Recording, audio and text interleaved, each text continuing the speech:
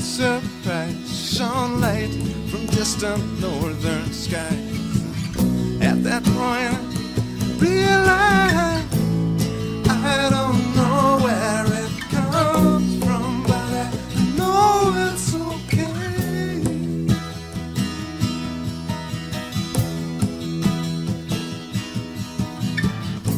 If this is all an illusion, then I'm willing to play.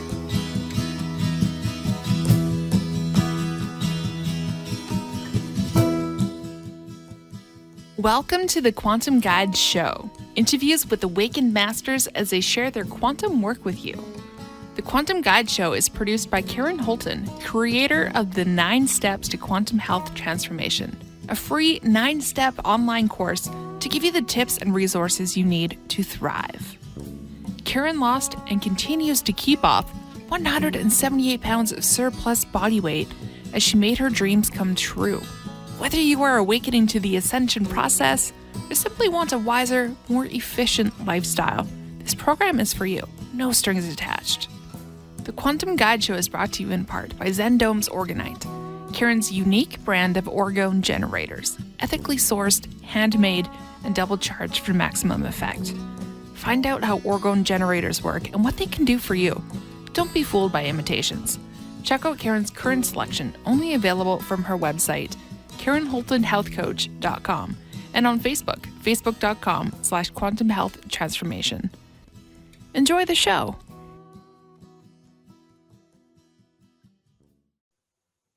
Welcome to episode 25 of the Quantum Guide Show. Today we have a special guest, Marilynn Hughes, mystic, author, out-of-body traveler, and founder of the Out-of-Body Travel Foundation. Marilynn Hughes founded the Out-of-Body Travel Foundation in 2003. Its mission is to reduce spiritual and physical hunger worldwide. Marilynn has written 101 books, 40 magazines, and 18 CDs on out-of-body travel and comparative religious mysticism. These books, along with accompanying music and art, are all available for free to download at her website, outofbodytravel.org, and are also available in print, ebooks, audiobook, etc. She also has a new film out called The Grand Phases of the Soul. Now the links will be in the description box below. Marilynn has experienced, researched, written, and taught about out-of-body travel and mysticism since 1987, and has appeared on many radio and television programs to discuss her thousands of out-of-body experiences. Today, we're going to talk about the Redemption series books, which include The Limb of the Redemption, The Christ of the Redemption, and her upcoming book entitled The Lord of the Redemption. Welcome, Marilynn. How are you today? I'm doing fabulous. How are you? I'm good. I'm doing good. I stay a lot into the spiritual realms, helps me to keep from going too crazy with everything that's going on the earth plane. I'm really excited to have you on the show. And I thought we could sort of kick off by getting your take on out-of-body experiences. Do you have to be some special kind of person? How do you do it? What can you tell us about your out-of-body travel? Well, with out-of-body experiences, I find more and more that it's kind of like an innate gift that people are starting to now cultivate. It's not necessarily something that you have to have some unique qualities for. It's really the inherent nature of the soul, because we are, non-physical beings in the spirit. And so this is a tool that we utilize that, has so many uses. It gives us the opportunity to communicate with the spiritual guides, the teachers, with our own guardian angels, with extraterrestrials, with other multidimensional beings, many of whom are literally sent to us for our instruction. So, out of body travel does have a very deep and powerful purpose that I like to point out to people. For a long time, it was kind of considered, just one of these paranormal events or things like that. But what people are starting to recognize now is that it is a tool for people to seek out the truth.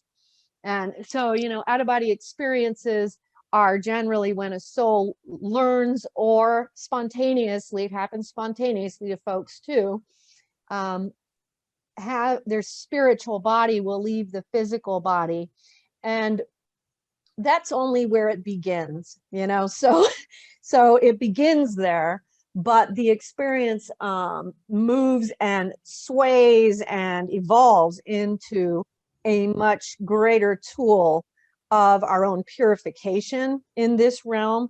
It gives us an eye view into our past lives. It gives us an eye view into the soul purpose that we incarnated for this time around. It gives us direct interaction with the holy beings that surround us, who are trying to assist us in attaining to the destinies and fates that we had set out to achieve in this lifetime, and the various purposes, the things that we came here to overcome, the things that we came here to understand more greatly and know more deeply. And so out of body travel then is more a tool to the truth than the truth itself.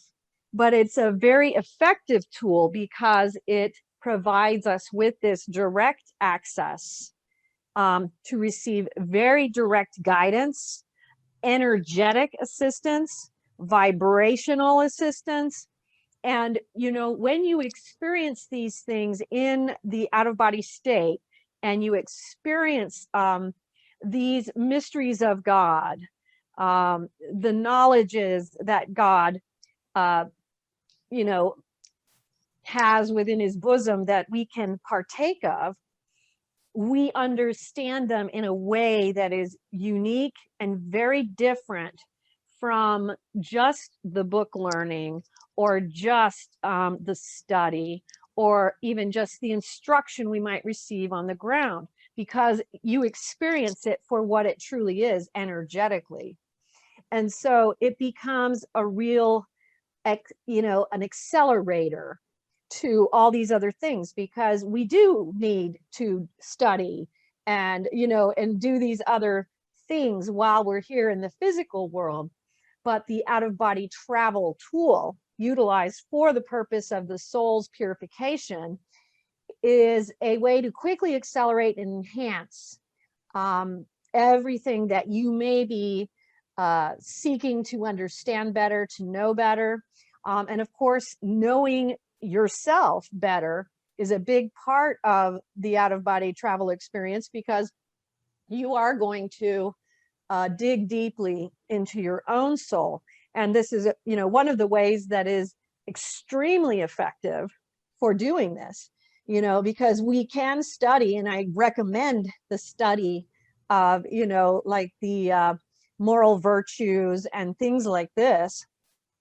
But what happens in the out-of-body travel state is we experience the true energetic truth, reality behind what we are doing, what we are either believing or conceiving to be true, the things that are areas that we may have trouble breaking because it's so habitual. When we experience this on this deep energetic level within the construct of the soul, and and you also experience how your own actions and things like this affect other people. You actually can experience how you make other people feel.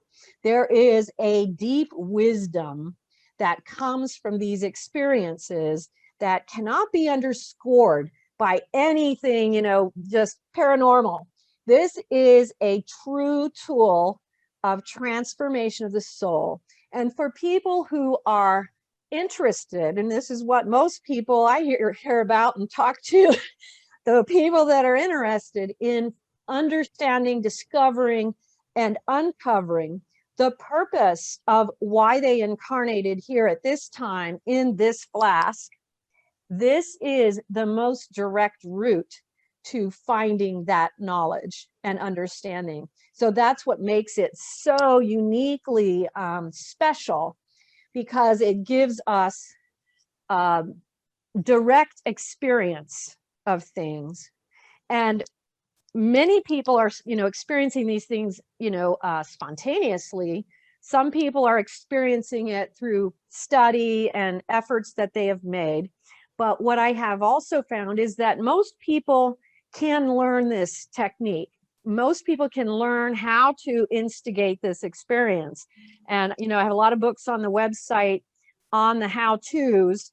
All of our books, yeah, they're all downloadable for free. So you can go there and check those things out. Follow them in sequence. I think we have about 10 books on the how-tos, and they all continue to go into higher and higher levels of the practice and the mysteries behind it. Mm-hmm. But what you find here is that people can learn these things. They can learn to do them.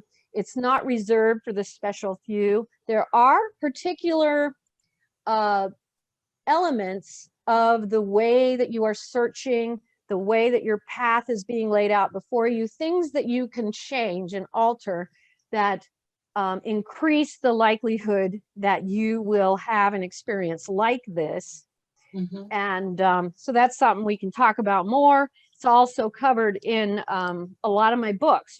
For a quick understanding of that, you can start with Come to Wisdom's Door, which is how to have an out-of-body experience. It's one of the first books in the how-to section. Mm-hmm. And it's a very short read, but it gives people it's almost like a tune-up. Mm-hmm. It's like you read it and, oh, okay. And then all of a sudden it's like, you kick into gear, the mm-hmm. correct gear for the experience to become possible. And, but then of course, there's a lot beyond that, but this is where one can begin. You know what I mean? Oh yeah, wonderful. Now I have one quick question before we delve more into your three latest books. And okay. That is, it's interesting how such a powerful tool is so strongly discouraged by mainstream religion, especially Christian religion. And so what do you have to say to folks who would be shy away from this kind of exploration because they're concerned that it is occult? What do you have to say about that? Well, the interesting thing about that question is, we have the Catholic tradition and we have the Protestant tradition, which, can be any number of 30, 40,000 different denominations. Yeah. Most of the negative energy comes from the Protestant side, and that has to do with some of the doctrines that they have embraced to be true. The irony with that, though, is that, they embrace a lot of the gifts of the Holy Spirit, the speaking in tongues, mm-hmm. the healing, all these things. So it's really a matter of which of the gifts of the Holy Spirit are you embracing and manifesting. In the Catholic tradition, Catholicism actually has the most comprehensive work of mystical theology of any of the world religions. Many of these other world religions have that too, but Catholicism has by far this deep, profound study that the Catholic mystics and many of the saints who also were mystics have inculcated, and many of these great writers of the spiritual life. Ironically, one of my favorite books on it is called The Spiritual Life by Father Adolphe Tanqueray, and it is truly, truly the work on mystical theology. And so what we don't understand about that sometimes, even Catholics sometimes are not aware of this mystical arm of the church, which is very, very deep in terms of the writings and the textual analysis that's available. But this is literally, out-of-body travel, out-of-body experiences. It's the art of the mystics. It's the art of the prophets, the saints, the mystics, the sages, the ascetics, And, you know, almost every world religion was founded on some type of an out-of-body experience, which can be then retranslated as a revelation. And so I actually wrote a book called Near Death and Out-of-Body Experiences of the Prophets, Saints, Mystics, Sages, and Ascetics in World Religions, to show this, you know, the birth point of religion are usually out-of-body experiences, but there's a lot more involved in that book too. And you can download that under World Religions on the download page at the site at outofbodytravel.org. So interestingly, you know, another interesting religion on this is Islam. Islam has this a very extensive Sufi tradition, and you know, the world's most beloved poet, Rumi, was a Sufi mystic, you know. And in the Sufi tradition, there was, well, there's a lot of them, but I'm going to talk about one in particular. Imam Ghazali was one of the great writers in the Sufi Islamic tradition on mystical theology in Islam. And it's called the Iya Ulum Uddin.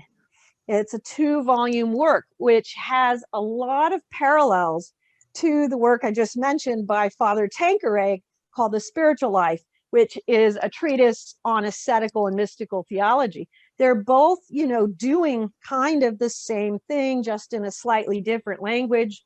And so we see in every world religion, there is a mystical wing, you know.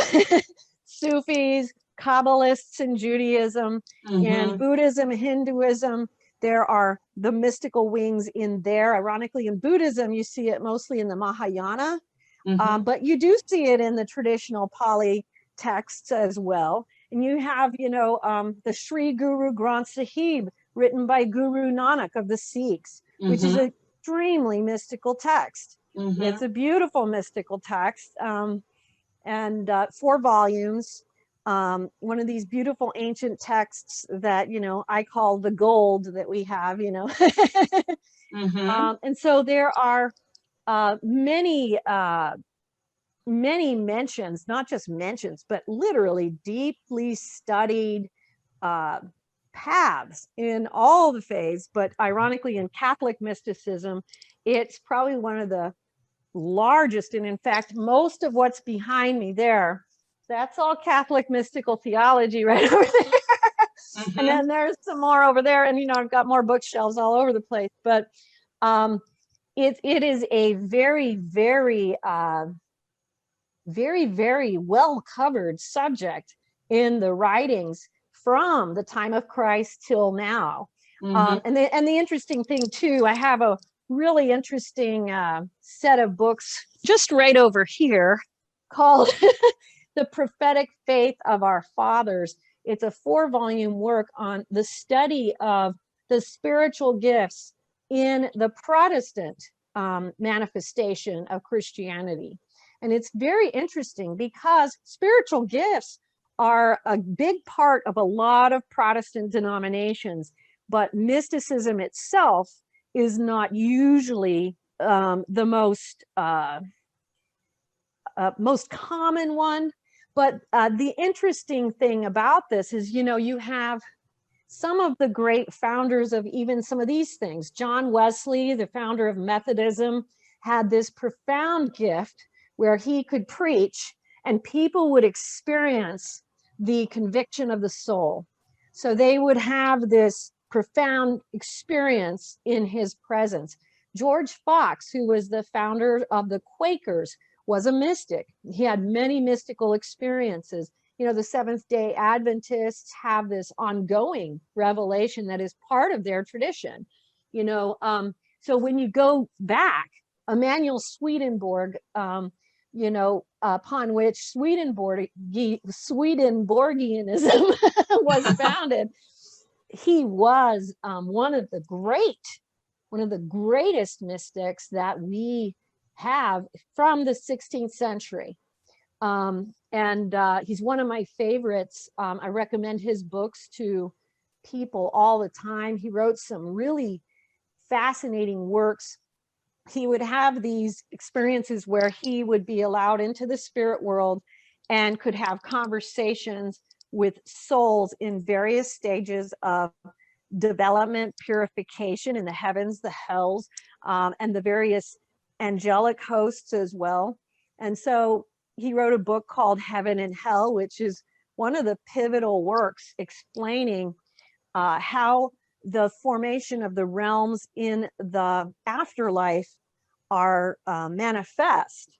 Also, he wrote one of his books is literally the only of its kind that I've found in any tradition. It's called Marital Love, which is about all the things surrounding marriage and the relationship between man and woman in this life and how it progresses and moves into the next life. Fascinating work for anybody who is married or interested in that subject, you know.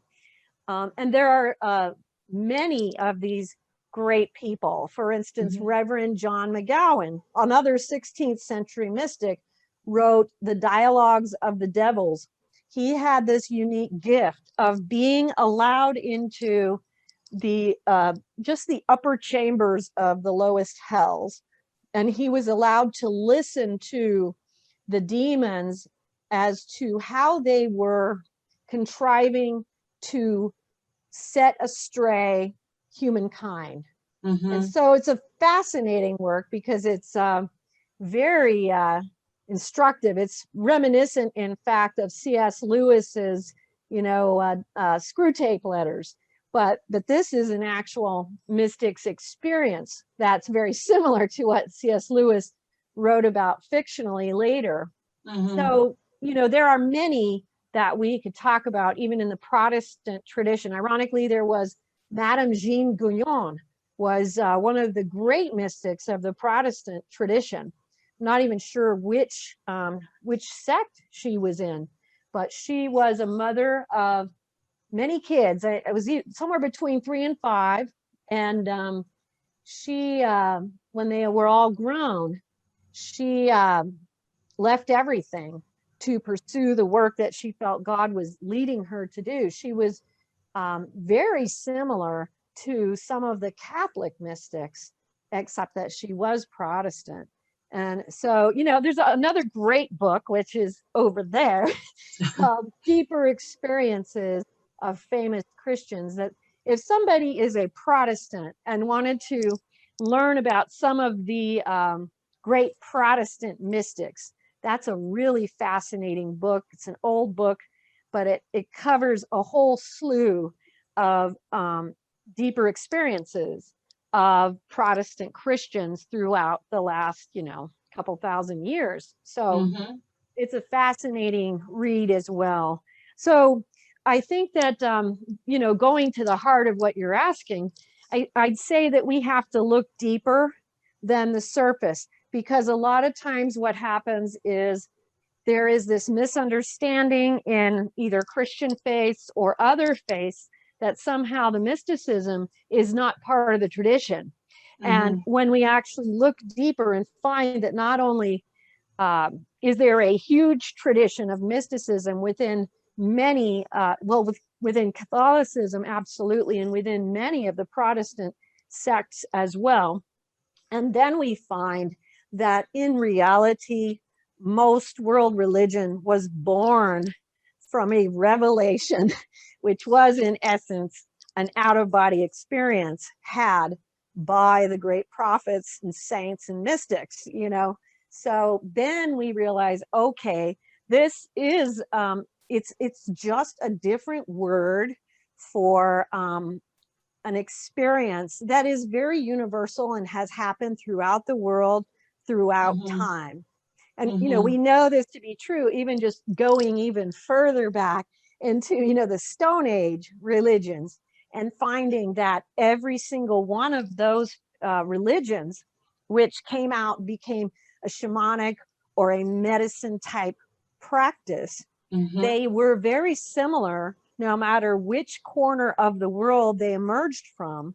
And the only conclusion you can reach from that is that they were reaching into the same universal consciousness, which is why the New Zealanders who practiced their own form of shamanism would be so similar to Hawaiian shamans or Native American ones in the United States or Canada and all around the world, because it happened in the, you know, the areas of Greenland and up in the European areas. There were many, many tribal things. And so just the history of religion itself shows us, going all the way back, that there were human souls tapping into this universal consciousness that was similar no matter where they tapped into it from. Yep, I've noticed that there's, like you're speaking of Aboriginal mystics and on every continent. So obviously as a species, we have this, as you mentioned, as a tool to help us tap into, to find out what our purpose is. And I think a lot of people are waking up that their purpose is not to get up, go to work, come home, watch TV and go to sleep and get up, repeat it the next day, which is fascinating time that we're living in. But I want to go a little bit into the books. I would like you to just give us an overview of the Redemption series, and then maybe you want to launch into the limb of the Redemption. But what basically can you tell us about the series so far? What prompted you to do this research and do this writing? And I don't know, anything you want to tell us about. It's fascinating. Thank you. It's ironically, with this series of books, along with all the books I've ever written, and I've written a lot, you know, I've written about 102. I think I have 11 or 12 different series that you can find on the website to download. Every single book I've ever had from the very beginning, the title is given to me in an out-of-body experience, and exactly how it should be put together is given to me in out-of-body experiences. So not just with writing, but with a lot of things in my physical waking life, I receive a lot of guidance and instruction on how I should manifest these things in a way that might helpfully be instructive to other people. So, you know, there was the Mysteries of the Redemption series, which is where I suggest people who are interested in starting out begin with, ironically, the Mysteries of the Redemption is the name of the book.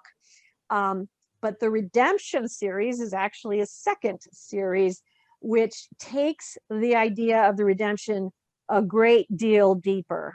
So, you know, when you're going in the Mysteries of the Redemption, you're actually starting off with the journey as it unfolds. And now in the Redemption series, we're looking at things from a much, much more comprehensive place. And so, you know, there's a total of 3 books will be in this series. 2 of them are already released, and the third is probably about 2/3 of the way finished, but I'm not quite done with it. And so the limb of the redemption is this much more intrinsic journey into the afterlife experience. Ironically, I had some people say, wow, I really felt like the Mysteries of the Redemption was groundbreaking, but man, you took it so much deeper here. And wow, this is just as good in a totally different way. And which I'm very honored by. But what it is that we are trying to understand these things from a much more comprehensive scope. So you're following the afterlife journeys of people that I am experiencing these things with, as part of my calling involves helping people who are crossing over, helping people who have crossed over, who need assistance in their purification forward.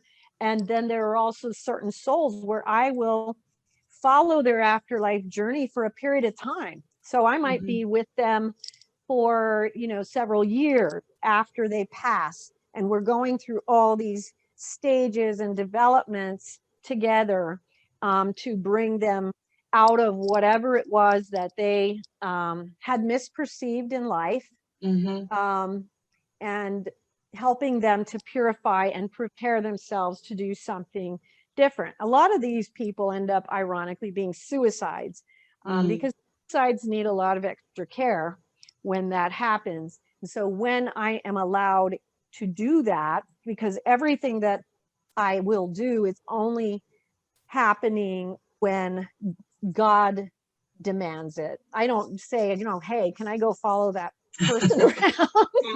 It's all permission from the eternal, which is another way of speaking about God and the universal all together as one element.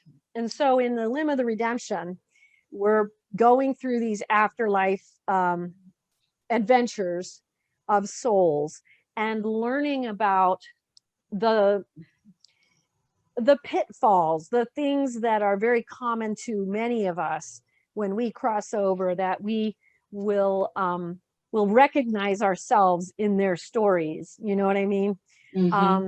But then we're also learning about the actual practice of praying for the dead. And another book that came out of that was, I wrote the Western Book of the Dead, which contains all of the prayers for the dying, the deceased, and for the souls in purgatory, put in a comprehensive way so that people can use this and practice it on a regular basis. Because what we find very quickly is that prayer for the dead is very efficacious for them. And it's very efficacious for ourselves to participate in that process, because what we're doing as we make ourselves available in this way to other souls, whether it's through the prayers for the dead or other means, we are literally giving back to creation what creation has given to us, which is a requirement of the spiritual life. And for those who have out-of-body experiences, you'll remember that what does happen over time is that we are required to return the good that has been given to us, the guidance, the direction, and we help other souls. And that's part of how we maintain the great circle of life, the sacred hoop, where we are contributing to the evolution of others, while other souls are contributing to our own evolution as well. So we learn how important that exchange and the giving back and forth is in the spiritual world. And so we learn about, in this journey, a lot of those very interesting, twists and turns that people take in the afterlife adventure, but also how do we assist them? How do we assist them with our prayers and our good works and things that we can do to, empower their journey to be energized and pushed forward rather than stagnant and standing still? Because there is a process, and there's a reason why we are called in to help, because we do want to be able to move the soul forward rather than staying still. A lot of souls will stay still, not only in the afterlife experience, but even here on earth. We find that to be the case, that we have a tendency, as the human race, to we just take things for granted. Oh, that'll happen when, or whatever, but we end up standing still a lot. And this happens as well when someone has crossed over into the afterlife, because there is a tendency to wait for something to be done unto us to move us forward and out of the patterns of behavior and the things that need to be done.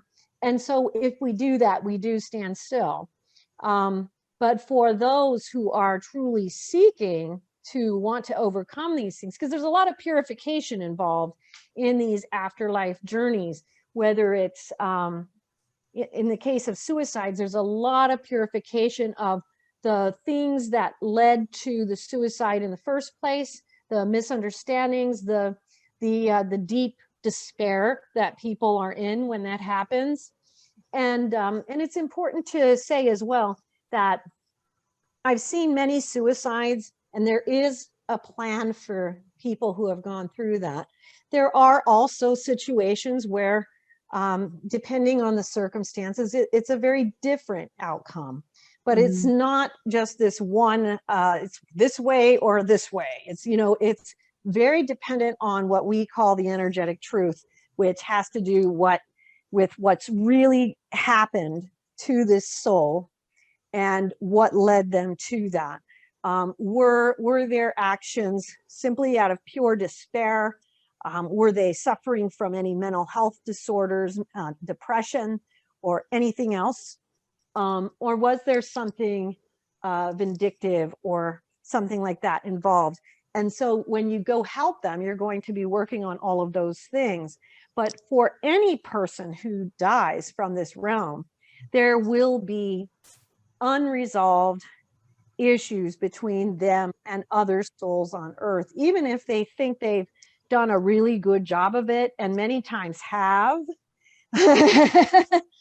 There still can be stuff that needs to be processed through, worked through, and that's what we're doing with them. And that's part of what our prayer process is, because as we pray for the souls, we're calling down grace upon them that gives them the enlightenment and the energy that they need to know, and know not only how to proceed forward, but what it is they have to accomplish. What is their goal in mind here, And then there's many, many stages and steps that we will go through as we are going through that process. So, the limb of the redemption is a very interesting window into that afterlife journey. Ironically, I'll just throw this out there, even though it's a little bit off the subject, okay. But not exactly. It's all connected. It's all connected.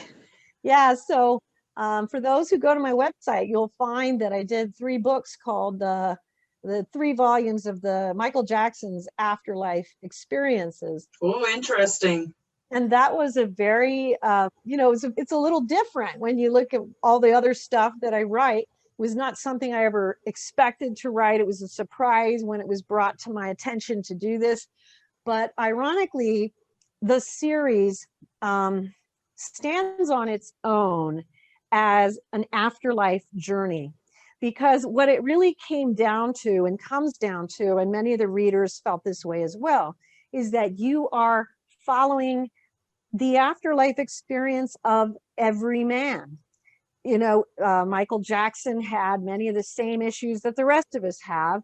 They might have been public, they might have been more out there, but he's going through a lot of the same things that we will. So I think that can also be something that some people find interesting. So whether you're interested in Michael Jackson or not, if you're interested in the afterlife experience, it's another really good, fascinating journey into what happens, not just right when a person crosses over, but what happens, that series goes over until the end of the first year after his death. So what happens for that first year when someone has just crossed over? What are the processes? What are the things that they have to work through, purify? What are the places that they need to visit in order to overcome their own inner demons?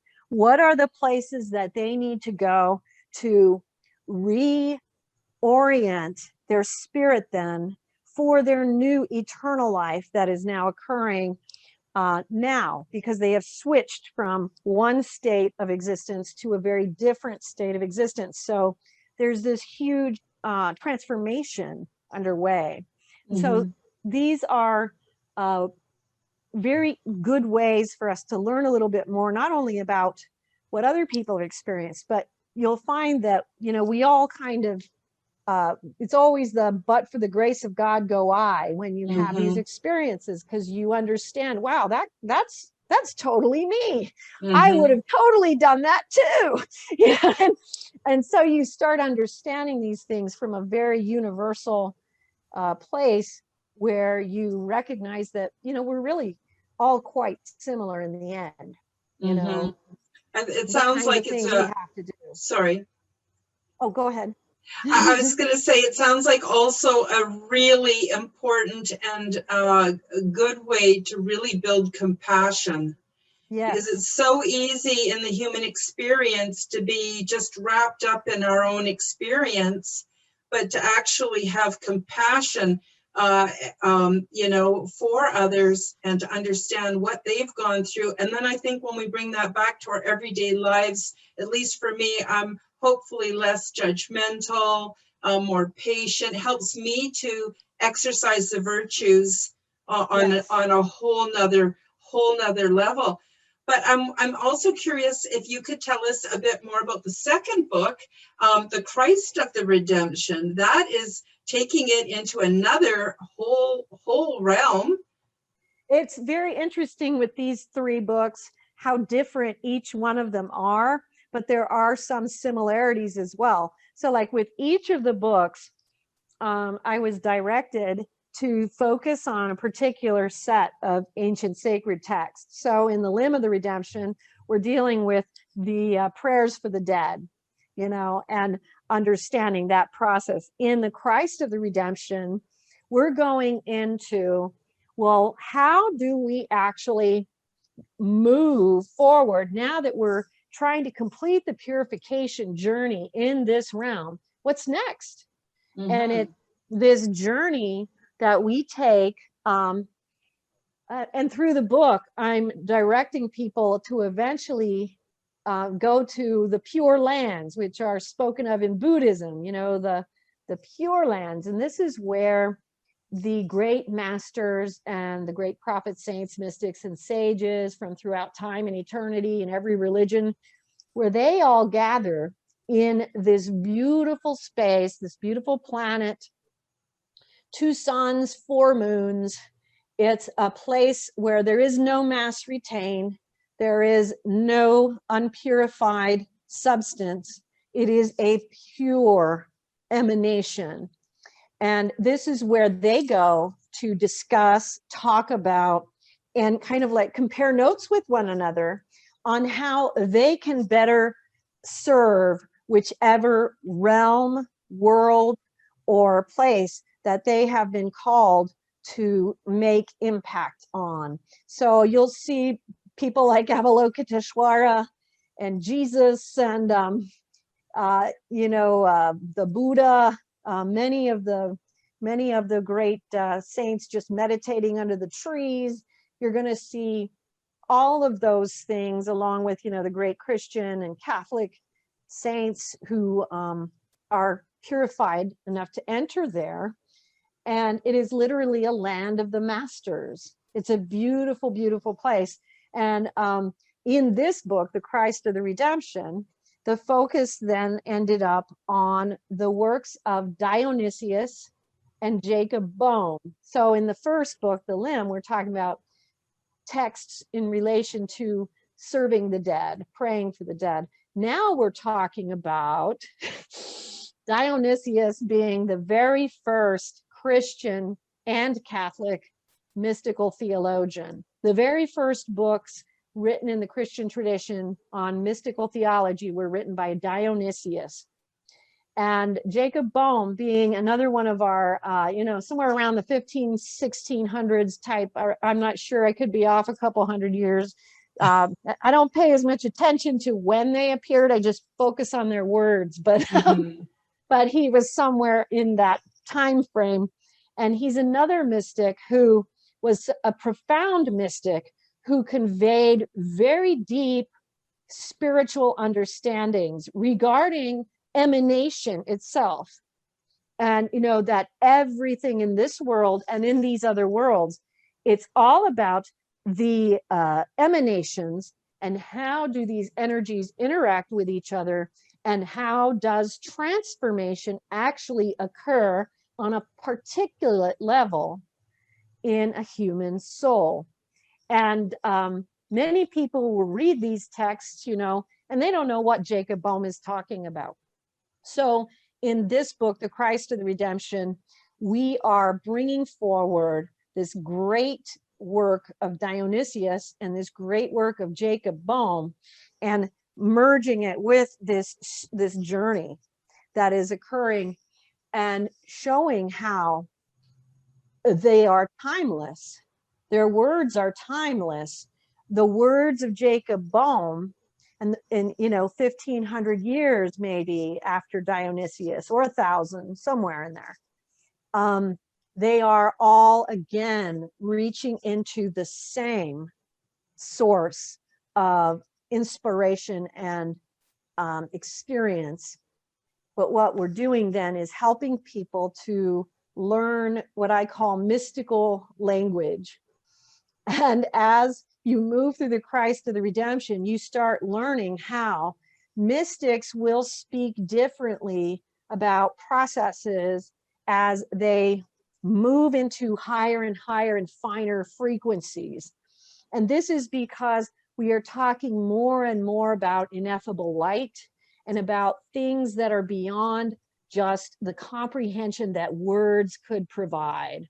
And so we learn to speak in a different way. And this is sometimes the reason why people have difficulty in recognizing or understanding what they're saying. It's because they are trying to speak about things that are beyond the human experience and beyond human words and language. And so this mystical language that you see in the great writings of the mystics from all over the world, you see this mystical language emerge that they all grab a hold of. And we can learn to translate that into our own experience. But as we're going through that, there is a very pronounced journey of this final spiritual warfare within the soul and outside of the soul, of literally removing all the final remnants that can be had to make the soul capable and compatible to enter into those pure lands. And the pure lands, spoken of a lot in Pure Land Buddhism, but also a lot in Mahayana Buddhism, the Avatamsaka Sutra, the flower ornament scripture. They speak as, some of the final attainments are in these pure lands. That's what we are seeking. Like when a Buddhist is reading these texts, that's what they're seeking it for. But the interesting thing, I'm personally Catholic, but the journey here was to enter into the Pure Lands, and the Pure Lands was a place for all. It wasn't just for Buddhists or Buddhist practitioners. It was for all. And there were the masters from all traditions, earthly traditions, and masters from other worlds that we're not familiar with as well, because they are doing other types of traditions in other worlds or other multidimensional spheres as well. And so it's a beautiful journey where the soul is translating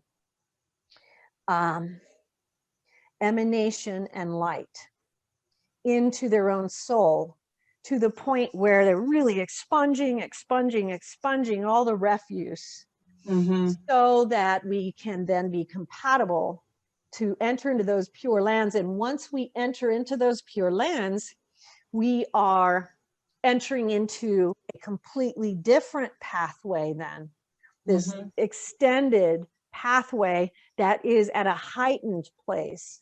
It is this peaceful place of imperturbability, as Buddhists might call it, where there is this constant awareness and presence of God all around.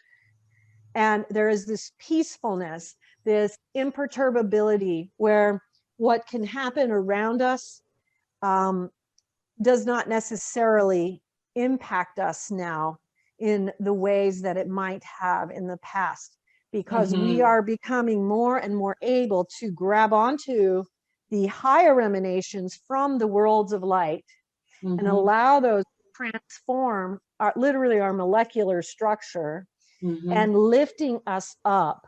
And this goes into one of the concepts that's, common in a lot of different world religions, but this concept, like for instance, the Exodus of Judaism, where we are able to stand in the presence of God, no matter what's going on around us. I went through a series of experiences years ago about that in particular, and was shown how certain Jewish souls were able to, in the midst of the Holocaust, in these concentration camps, maintain the presence of God within themselves at all times, the presence of devotion and humility and the joy of being in that presence, that emanation, despite what was going on around them. And so this is part of how we transcend and go higher. This is part of the process of literally graduating from this realm to the next, where we will be able to then begin a whole new process. The karmic purifications are over. The battles between good and evil are now coming to a close. We are now deciding and choosing that we will stand in ineffable light, no matter what we experience in the world below. But there is a very fascinating journey to get there. And it involves a lot with prayer as well, where you are learning to pray in the presence of the great souls. So one of the experiences in the beginning of the Christ of the Redemption is where I was given this tremendous honor to stand amongst the 12 apostles and pray. They were singing liturgies, and we were offering prayer and praise to God. And it was a transformative thing. And so then we are now, as we learned in the limb of the redemption, that prayer for the dead is very efficacious. We start realizing that prayer for the realm is very efficacious, not only for the realm, but also for our own souls. And so we start learning to be present in prayer. Prayer becomes something that we out-breathe.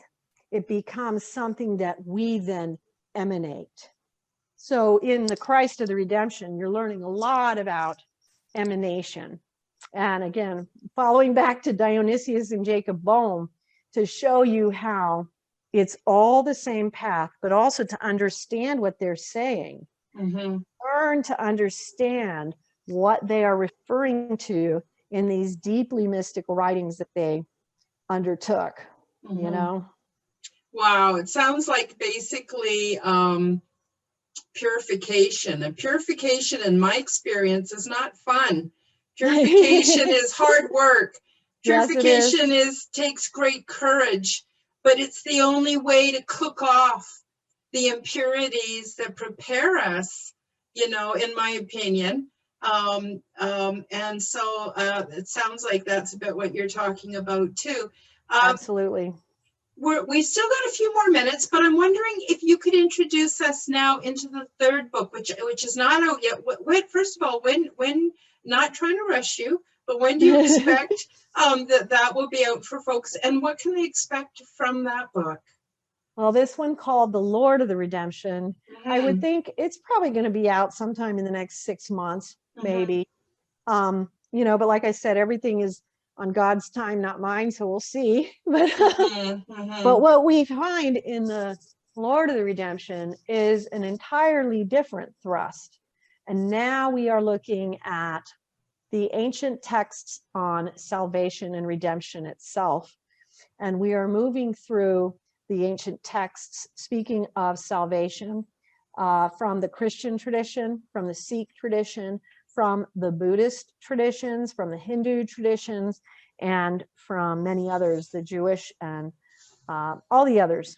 But what we are looking at here is this dichotomy that I discovered along the way, which is about how we find in all these traditions this very similar practice of this devotion on a holy name.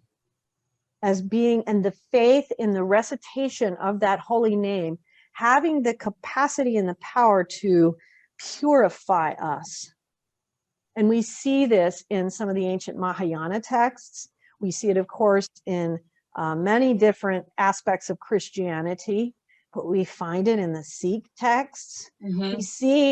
We see that in the Bodhisattva way of Buddhism, we find an extremely close parallel to the tradition of praying for the dead and what they do in the Catholic tradition. We find that there is a common thread through these ancient texts of what we seem to be receiving through these out-of-body experiences that are recorded in these ancient texts, this very similar recipe, so to speak, for the purification of the soul. So they speak a lot of the recitation of the holy name, faith in the holy name. It's a very fascinating thing to watch it unfold, because we find that you can actually take a Mahayana Buddhist text, and if you just changed the words from a particular holy name to Christ, people would easily believe it was a Christian text, and vice versa. So we can see this, and it's very fascinating. But we're also taking the journey into what I call beyond the crucifixion, because what is the crucifixion in this world? It is the crucifixion of the old self. And I had this beautiful vision, which I'll let you read when the book comes out, but it was this beautiful vision of the various stages of the spiritual journey of a human being. And this great endpoint, which is, like the pinnacle, is the crucifixion of Christ. And then I was shown beyond that, there was more. And that if we stayed in the crucifixion, that we would become stagnant. And that's because once we have discarded the old man, once we have crucified the vices and the dark things within us that we need to overcome, there is the need for a construct. So when there is death, there must be rebirth. And what lay beyond, and I'll leave it at this and let it be a mystery, what lay beyond, above the crucifixion, was the divine feminine, the holy creative potential that lies within each one of us. And it was just portrayed as such a holy thing, because we must, after the crucifixion, we must enter into a new birth, or we will stay still.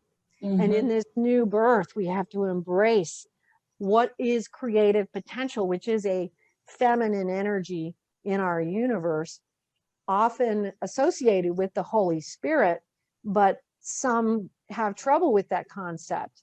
But in reality, it is that creative principle that we have to then embrace for us to move forth into this next phase of the process of the soul here, and going beyond the purification now into, we've moved into emanation, and now we're moving into a literal divine being, being present in creation itself. And so I guess I'll leave you with that, because it's very hard to put into a simple, thing.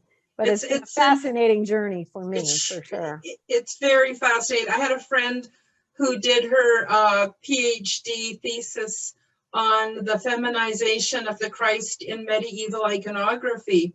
And although she did not flesh it out anywhere near to the point you are, it hinted at the divine feminine within the whole concept of the Christ. So that's very, very interesting.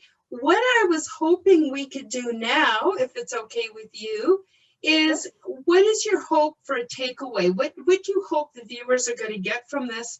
And if you don't mind, you know, a lot of people are really freaking out right now, because a lot of people are living in the world of the seen and the three-dimensional.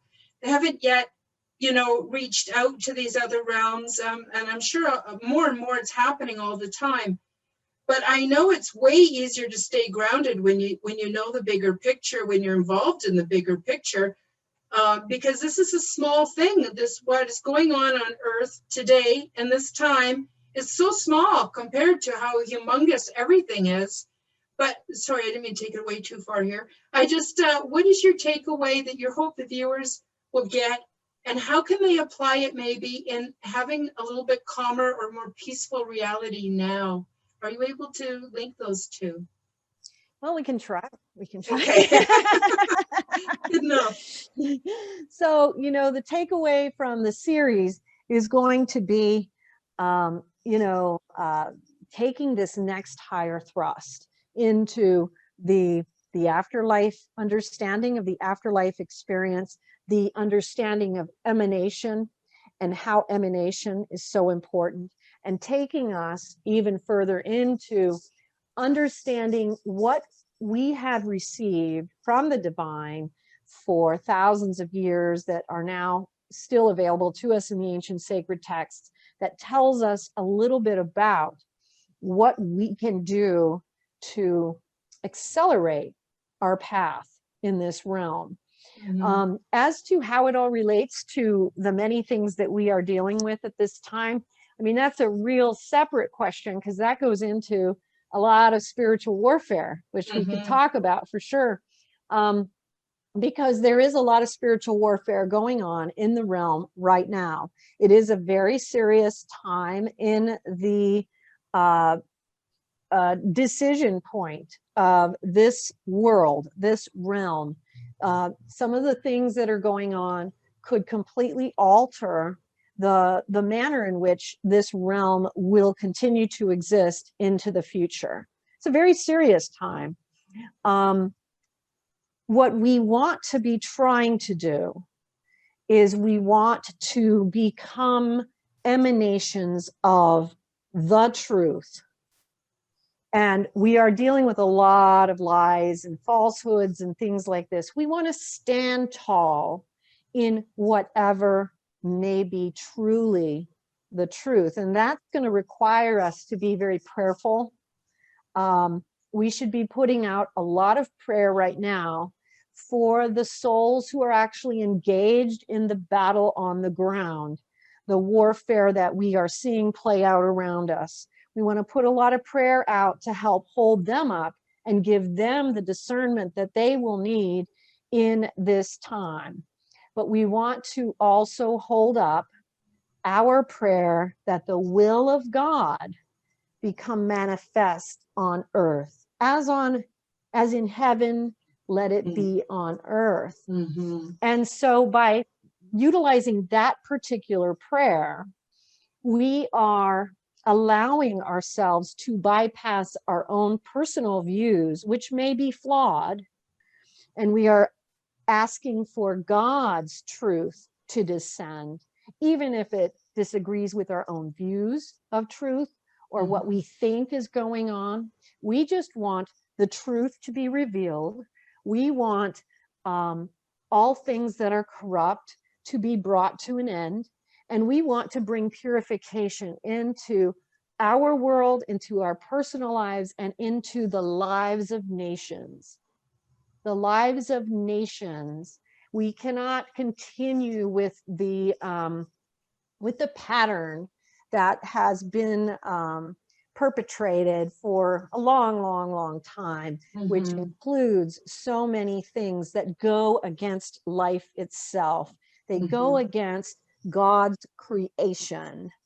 And this is part of where people can get lost sometimes, because we can literally take anything that anybody might say, or any opinion that someone might have, and we can, you know, through the use of words in a skillful way, we can convince ourselves that it's true or that it's false, and it may not be, we may be completely wrong. the only way that we can discern difficult times is by the prayer, the aspiration that we wish for God's will to be revealed, unveiled, and God's truth to be made manifest all around us. We do live in a world where good and evil reside side by side, unfortunately, but that's the nature of our realm. So we're going to see things that are difficult, but we have to stand for the truth. That also means when you enter into the realms of spiritual warfare, you understand very quickly that once that truth is revealed, you have to be willing to stand for it. That means you cannot go blindly by and accept things to be something in which they are not.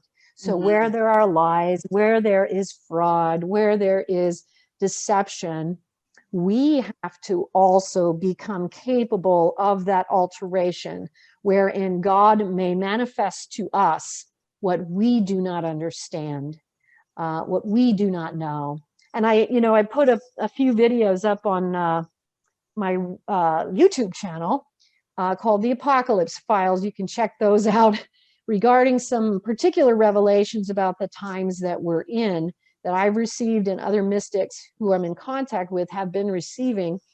And what we can do with this is to understand that the irony that is that being the out-of-body travel experience as a tool, it is a tool by which we seek the truth.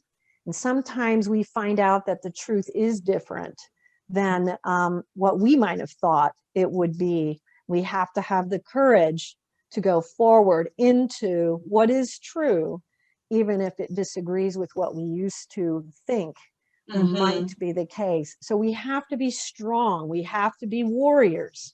We have to stand in the light, and we have to stand only for truth. So we can't just sit by now anymore and just let frauds, lies, deceptions be perpetuated and supported. We have to do whatever our own personal ability allows us to do to stand in the truth, but also stand for the truth. And part of the way we do that is we put those prayers out for the people who are actually in the battle on the ground, that God will reveal to those who are in the positions, who have the power to do something, to change what we have seen as a pattern of corruption for many, many, many generations, that they will have the grace that they need to fight that battle on the ground. And we should never underestimate how much prayer those people need, because they are handling something for us that many of us are not able or called to do. So we have to respect that, because there is a great deal of self-sacrifice in that. There's a great deal of courage in that. And it's a difficult road when people are placed in those positions. We can stand in the truth by simply making our prayer about God's truth, not ours. And that makes it possible for us to bypass whatever views we might have that we might not even know about, that may not be helpful for the actual manifestation of God's kingdom on earth. Wow, fascinating stuff. Really fascinating. I really appreciate having you on the show, Marilynn. I wish you the very, very best. And I'd like to have you back sometime in the near future to hear more about your work.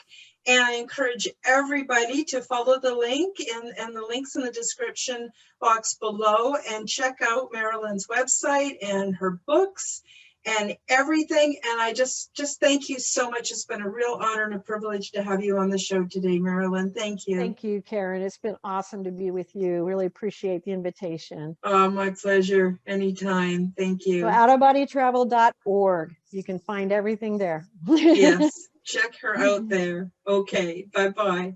All right. Bye-bye. Thank you. You're welcome. Thank you for joining us for the Quantum Guide Show. Become the change you wish to see in the world. Subscribe to Karen's YouTube channel, click the like button, and share the show with your friends. Check out Karen's website at KarenHoltonHealthCoach.com. All the links are available in the description box below. Until the next time, keep up the good work.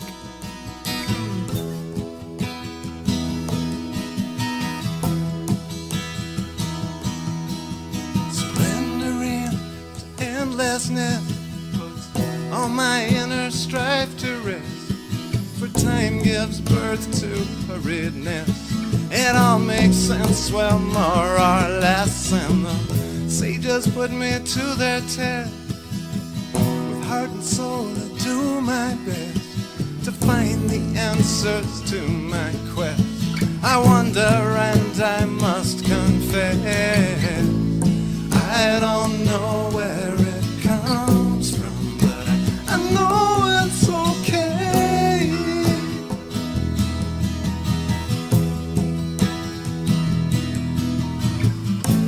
If this is all in